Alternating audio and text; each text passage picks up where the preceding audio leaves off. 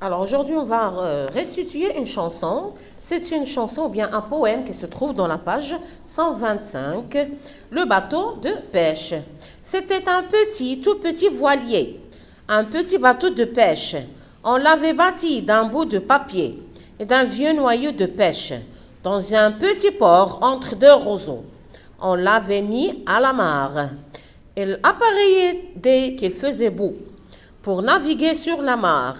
Mais un jour, le petit bateau fit un rêve. À son tour, il voulut entreprendre un voyage au long cours.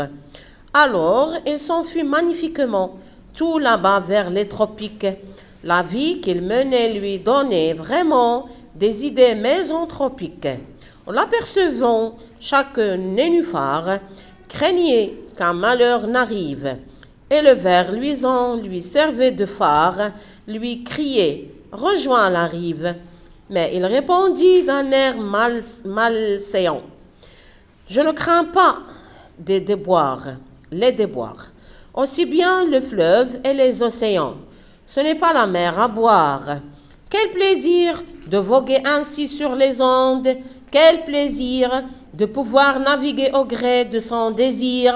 Le ciel est haut et tout bleu, et le vent léger. Tous ces vagues, ou bien tous ces braves gens divaguent. Je me moque bien d'ailleurs du danger, car je n'ai pas peur des vagues. Il ne savait pas qu'à côté de lui, un canard faisait trompette. Pour notre bateau qui était petit, cela fit une tempête. Et rapidement, je vous en réponds, les événements se gâtent. L'eau s'est engouffrée dans les entreprenants. Adieu, la jolie frégate. Sauve lui qui peut. Criait le navire en détresse. Sauve qui peut. Je ne vais plus jamais revoir le bateau ciel bleu. Paroles d'André Homez, musique de Paul Misraki, chanson interprétée par Georges Brassens. Voilà, alors il s'agit d'un poème que je viens de lire. Et maintenant, on va essayer de poser des questions de compréhension. Alors, le lieu, quels sont les mots qui indiquent le lieu dans le texte? Monsieur? La mer. Alors, tout le texte parle d'un seul lieu, c'est la mer. Il y a un moyen de transport indiqué aussi. Quel est ce moyen de transport, mademoiselle? C'est le bateau. Alors, dans cette mer, est-ce qu'il s'agit d'un vrai bateau? Est-ce qu'il s'agit d'un vrai bateau ou bien seulement un jouet d'enfant? Alors, il s'agit d'un petit bateau de pêche. C'est un bateau en papier.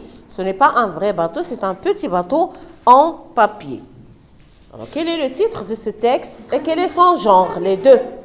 D'abord le titre, oui. Le titre de ce texte, le bateau de pêche. Le bateau de pêche. Quel est son genre? C'est un poème. Je viens de le dire. Alors, c'est un poème. Quel est l'auteur ou bien le poète? Comment il s'appelle? Oui. Paroles d'André Homez. Oui, ça veut dire que ce sont les paroles, ou bien c'est une chanson, alors il s'agit de paroles, c'est un poème de André Homez. Il parle d'un petit voilier, c'est un petit bateau de pêche. On va relever la description qui se trouve dans la première phrase. Quelle est la description qui se trouve dans la première phrase? Petit quoi? Qui est petit? Petit bateau de pêche. Oui, c'est un bateau qui est petit. Deuxième phrase, ou bien deuxième vers. On a déjà dit que les phrases dans un poème, ce sont des vers. Oui? Un petit port entre deux roseaux. Oui, nous avons un petit port entre deux roseaux. Et aussi. On va essayer de relever toute la description qui se trouve dans le texte. Puisqu'on parle de description, il y a beaucoup d'adjectifs qui décrivent le bateau, qui décrivent la mer, qui décrivent aussi tout l'entourage de ces éléments. Un vieux noyau de pêche. Alors, vieux, c'est aussi un adjectif qui décrit petit port, on a dit. Alors, nous avons aussi un long cours, au long cours. Et nous avons magnifiquement, c'est aussi un complément circonstanciel de manière qui décrit. Et Jolie frégate. jolie frégate, ça veut dire joli ensemble de bateaux, si vous voulez. La frégate, c'est un ensemble de bateaux. Joli, c'est l'adjectif épithète qui décrit la frégate. Oui? Ciel bleu. Le ciel est bleu, très bien. Alors, quand je dis ciel bleu, c'est quelle sensation? On a déjà parlé des sensations. Alors, il s'agit de sensations auditives, visuelles ou bien olfactives. Oui? C'est pas auditive, on n'entend pas le ciel. C'est faux, monsieur? Visuel, parce que je vois avec les yeux, c'est une sensation visuelle. On a déjà parlé de toutes les sensations. Visuel, auditive, visuel, je vois avec les yeux. Auditive, quand j'entends avec les oreilles. Olfactive, quand je sens avec le nez. Tactile, quand je touche avec le doigt, bien avec la main et la peau. Et aussi gustative, quand je goûte quelque chose de délicieux, ou bien d'amer, ou bien de salé. Voilà, ce sont les sensations. Et dans le texte, on a beaucoup de mots qui décrivent les sensations. Alors, combien de vers nous avons dans ce poème? 6, 7, 8, 9, 10, 11, 12, 13, 14, alors 15, 16, 17, 18, 19, 20, 21, 22, 23, 24, 25, 26, 27, 28, 29, 31, 32, 33, 34, 35, 36, 37, 38, 39, 41, 2, 3 et 4. 44 vers. C'est un texte très très long où il y a 44 vers. C'est un poème. On va terminer la description. Alors, quels sont les autres mots qui se trouvent dans la deuxième partie et qui décrivent le poème? Assieds-toi correctement. Alors, comment on peut... quels sont ces adjectifs qu'on peut relever dans la deuxième partie? Ce n'est pas la mer à boire. Quel plaisir. Nous avons aussi bleu. Le ciel est bleu et le vent léger. Le vent aussi. Le vent léger, c'est une phrase qui décrit... C'est un mot qui décrit le vent. Les braves gens. Les gens, ils sont comment? Ils sont braves. Je me moque bien d'ailleurs du danger, car je n'ai pas peur des vagues. Voilà, alors dans ce texte, on a dit 44 vers. Les rimes maintenant, on va voir les rimes, ça veut dire la fin de chaque vers. Nous avons voilier, pêche, papier, pêche. C'est quelle rime? Alors ça s'appelle la rime croisée. Quand j'ai A, B, A, B. Nous avons voilier, pêche. Papier, pêche. Ça veut dire A, B, A, B. C'est une rime croisée. Voilà, alors pour reprendre les rimes, on a 3 genres de rimes. La rime croisée, quand il s'agit de A, B, A, B. La rime suivie, A, B, B, A. Et la rime plate, A, A, B, B. Donc il peut répéter. Combien de genres de rimes nous avons? D'abord, combien de genres? 3 genres de rimes. Très bien. Alors, quel est le premier genre de rime? Rime croisée. La rime croisée.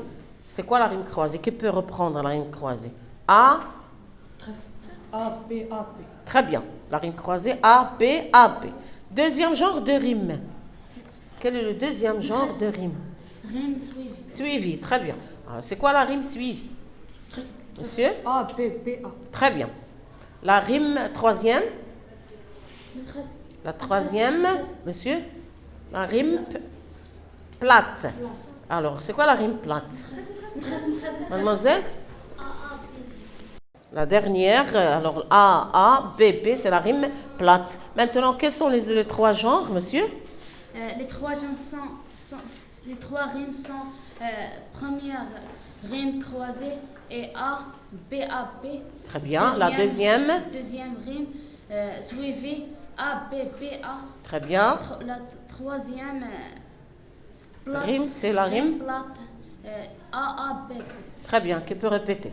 Quels sont les 3 genres de rimes qui peut les démontrer? Ça veut dire, on va dire, d'abord ils sont 3, suivis, croisés et plates. La croisée A, B, A, B, la suivie A, B, B, A et la plate A, A, B, B.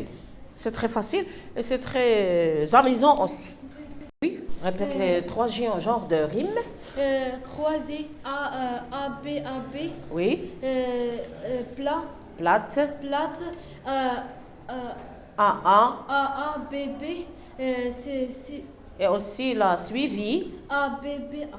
Oui. Les autres, qui peut répéter les 3 genres de rimes sans la croisée, la plate et aussi la suivie.